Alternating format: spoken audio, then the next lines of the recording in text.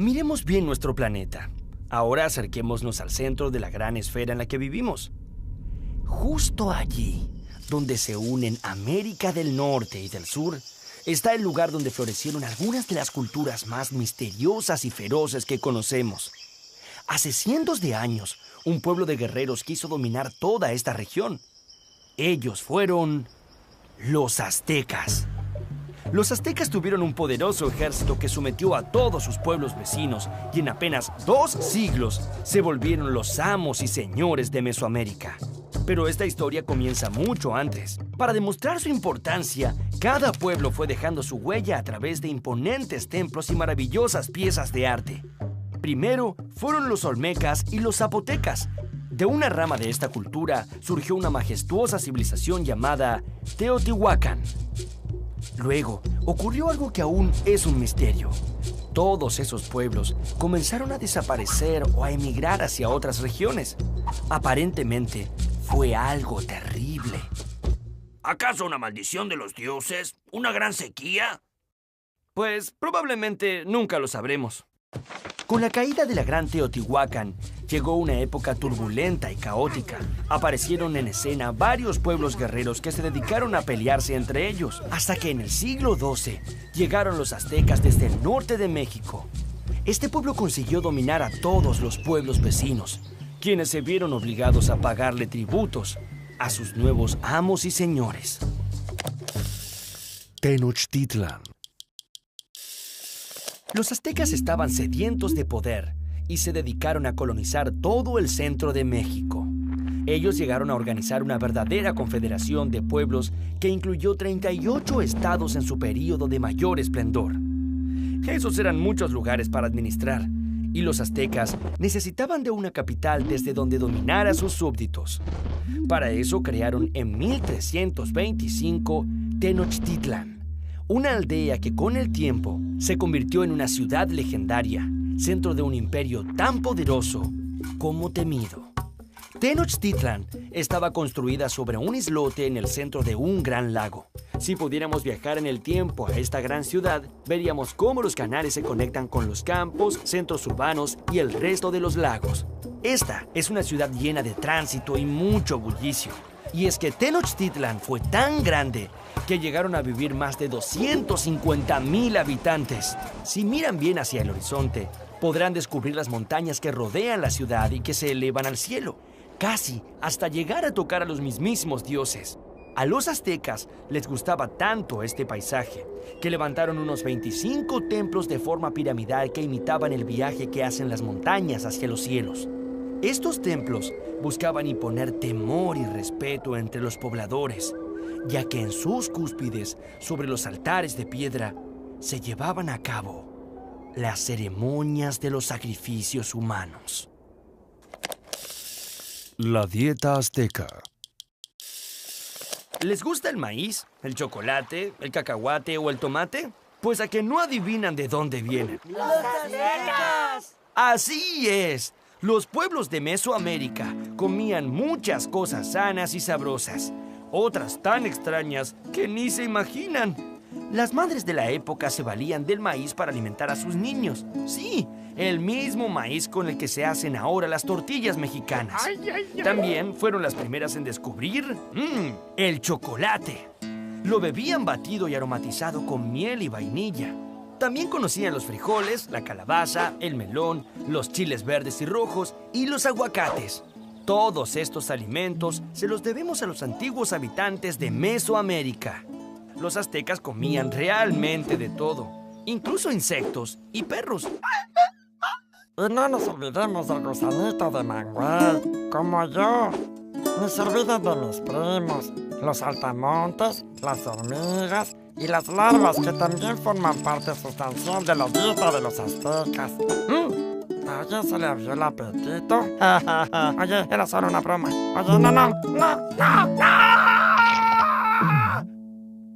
¡Déjame salir! Las chinampas. ¿Te has alimentado bien? Recuerda que necesitas muchas energías, mi pimpollito. Sí, claro, lo he hecho, mami. Los aztecas se preocuparon especialmente de que la población que aumentaba día a día tuviera que comer. Sin embargo, había un problema. No había suficientes tierras para la actividad agrícola, principal fuente de recursos del imperio.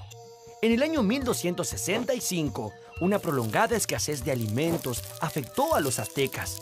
Entonces, Acatonalí, líder del imperio, propuso al Consejo de Ancianos la más ingeniosa de las ideas: poner sobre el lago unas varas y limo para así construir islas artificiales y cultivar encima de ellas. A estas islas artificiales las llamaron chinampas y permitían convertir grandes secciones pantanosas en campos fértiles.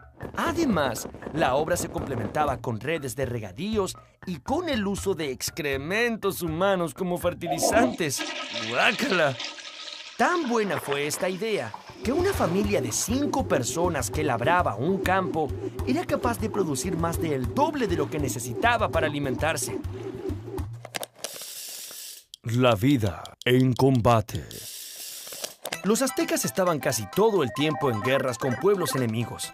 Uno de los grandes anhelos de ir a los combates era capturar a guerreros de pueblos adversarios para los sacrificios rituales. Ellos creían que cuanto más feroces fueran los guerreros capturados, más satisfechos estarían los dioses. Durante las batallas, los aztecas escondían sus rostros tras máscaras que representaban dioses y animales de enormes poderes. Para dominar esta extensión se valieron de muchas herramientas. Una de ellas fue infundir temor. Mediante una actitud férrea y despiadada, lograron hacer que nadie quisiera salirse de la raya y así mantener bien unido a todo su territorio. Pero no todo era violencia, ya que los aztecas lograron establecer fuertes lazos comerciales con pueblos vecinos. Los aztecas desarrollaron una elevada producción de bienes y artesanías que eran vendidas en otras ciudades. Los comerciantes viajaban de un lugar a otro y gracias a esto, los aztecas tuvieron un doble beneficio. Por un lado, muchas riquezas y por otro lado, averiguar qué estaban tramando esos pueblos. Aquellos que se dedicaban al comercio de mercancías de lujo tenían también una actividad que era secreta. Servían como espías al soberano azteca. El conocimiento. Muchas civilizaciones se han preocupado por dejar plasmada su visión del mundo y así poder transmitir sus proezas y sus conocimientos de generación en generación.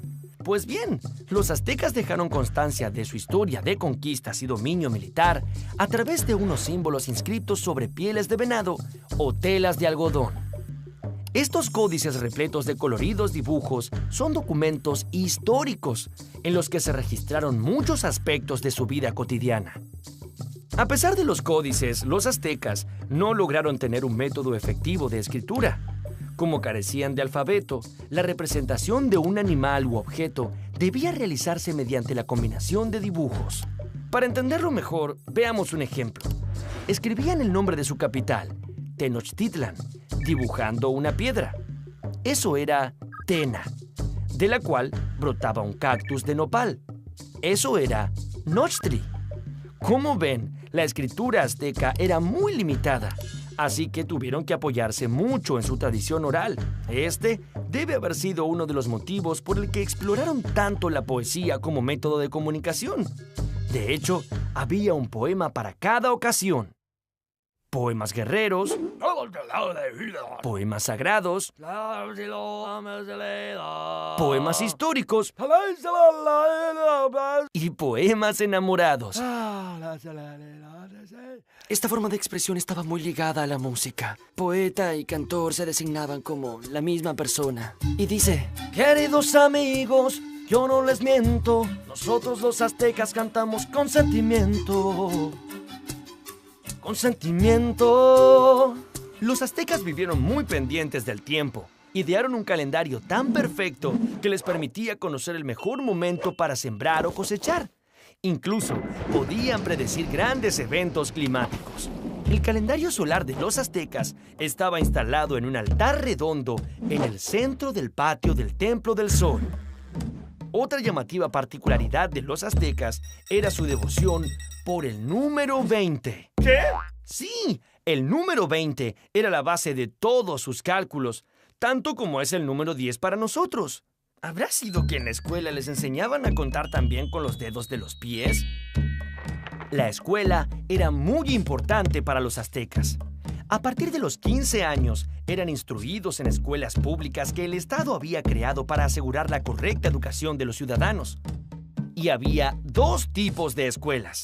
Una era el Telpuchcali. Allí recibían instrucción en el empleo de armas, artes y oficios, mientras que en la otra, el Calmecac, los jóvenes eran adiestrados para el cumplimiento de los deberes sacerdotales. Los sacrificios. Los aztecas creían que un día el mundo terminaría violentamente y que todos los hombres morirían de una manera dramática. Para posponer este trágico final, deberían hacer constantes sacrificios a los dioses. Según sus propias creencias, la sangre mantenía vivo al sol. Así que para mantener el orden del mundo y tener buenas cosechas, los sacerdotes debían sacrificar a muchos animales e incluso hombres y mujeres. Luego de esto, ofrecían sus corazones a los dioses, aunque morir en estas ceremonias, por lo general, era un gran honor.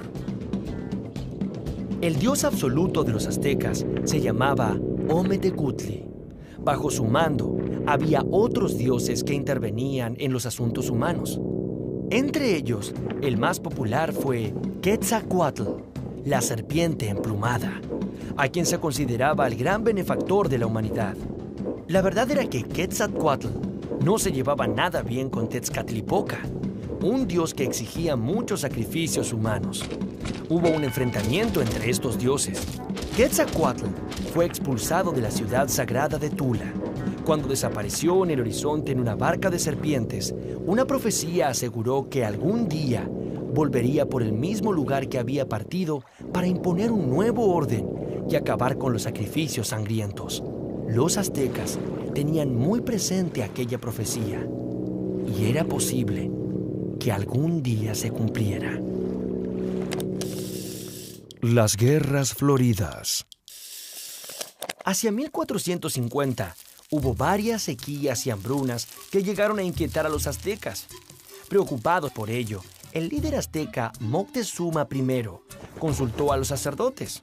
Estos interpretaron que la causa era que los dioses, que también pasaban hambre, habían decidido compartir su mala fortuna con los mortales. Pero los aztecas hallaron una solución rápida al problema: buscar más corazones para alimentar a los dioses. Así nacieron las llamadas Guerras Floridas, un combate ceremonial en el que los mejores guerreros se enfrentaban entre sí hasta que uno de ellos era derrotado. Como premio a su victoria, el vencedor recibiría la muerte.